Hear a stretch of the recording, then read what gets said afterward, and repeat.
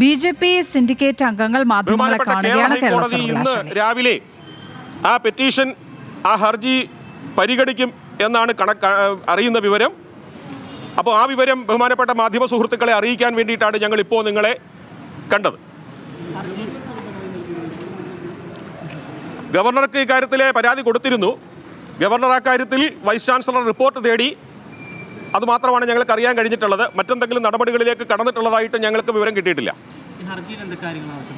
ഈ ഹർജിയിൽ ഞാൻ നേരത്തെ സൂചിപ്പിച്ചതുപോലെ സർവകലാശാലയുടെ പ്രവർത്തനം സാധാരണ നിലയിലാക്കണമെന്നുള്ളതാണ് പ്രധാന ആവശ്യം. സുരക്ഷിതത്വമാണ്. സർവകലാശാലയിൽ നമുക്കറിയാം, ഇവിടെ സിൻഡിക്കേറ്റ് അംഗങ്ങൾ 3-4 പേർ, പ്രത്യേകിച്ച് ഗവൺമെൻറ് നോമിനേറ്റ് ചെയ്തിട്ടുള്ള സിൻഡിക്കേറ്റ് അംഗങ്ങൾ, അതേപോലെ തിരഞ്ഞെടുക്കപ്പെട്ട ഒരു സിൻഡിക്കേറ്റ് അംഗം, ഇവരെ ഈ സർവകലാശാലയിലെ ദൈനംദിനം വന്നിട്ട് അതിൻ്റെ സെക്ഷനുകളുടെ പ്രവർത്തനം ഏറ്റെടുക്കുന്നു. ഞങ്ങൾ പറയുന്ന രീതിയിൽ ഫയലുകൾ അയക്കണം, ആർക്ക് അയക്കണം, എങ്ങനെ അയക്കണം, ഈ നിലയിൽ ഇടപെടുന്നുണ്ട്. അപ്പോൾ ജീവനക്കാർക്ക് സ്വതന്ത്രമായിട്ട് പ്രവർത്തിക്കാൻ കഴിയുന്നില്ല.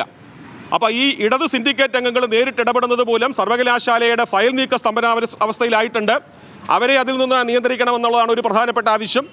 അതേപോലെ തന്നെ വിദ്യാർത്ഥി സംഘടനകളുടെ സമരത്തിന് സർവകലാശാലയ്ക്ക് അകത്ത് വന്ന് രാഷ്ട്രീയ പിന്തുണ അർപ്പിച്ച CPMന്റെ സെക്രട്ടറിയെ ഈ സർവകലാശാലയിൽ നിന്ന് വിലക്കണം എന്നുള്ളതാണ് ഒരാവശ്യം. ഈ തരത്തിൽ സുരക്ഷാ സംബന്ധമായിട്ടുള്ള ആവശ്യങ്ങളാണ് പ്രധാനമായിട്ട് ഹൈക്കോടതിയുടെ മുമ്പിൽ ഞങ്ങൾ എത്തിച്ചിട്ടുള്ളത്.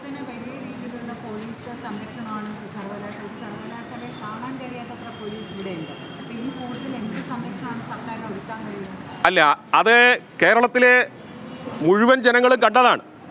കേരള പോലീസ് അല്ലെങ്കിൽ കേരളത്തിൻ്റെ സർക്കാർ ഇവിടെ ഏർപ്പെടുത്തിയിട്ടുള്ള സുരക്ഷാ സംവിധാനം സമരക്കാരെ സഹായിക്കുന്ന രീതിയിലായിരുന്നു. കേരളത്തിലെ ഒരു സമരമുഖത്തും നമ്മൾ കണ്ടിട്ടില്ലാത്ത തരത്തിലുള്ള പ്രവൃത്തികളാണ് കേരള പോലീസിൻ്റെ ഭാഗത്തുനിന്ന് കഴിഞ്ഞ ദിവസം ഉണ്ടായത്.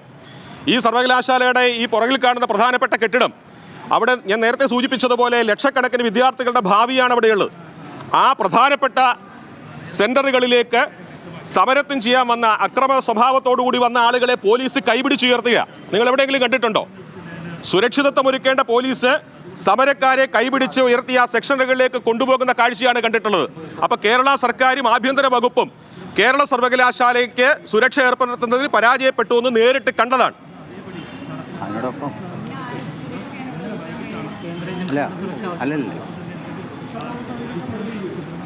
അല്ല, കേന്ദ്ര ഏജൻസി എന്നുള്ളത് അത് ഞങ്ങൾ അങ്ങനെ ആവശ്യപ്പെട്ടിട്ടുണ്ട്. പക്ഷേ അതിന്റെ നിയമം അനിൽകുമാർ ഇന്നും ഔദ്യോഗിക വാഹനത്തിൽ സർവകലാശാലയിൽ എത്തിയതിനെതിരെയാണ് ഇപ്പോൾ BJP സിൻഡിക്കേറ്റ് അംഗങ്ങൾ മാധ്യമങ്ങളോട് പ്രതികരിക്കുന്നത്.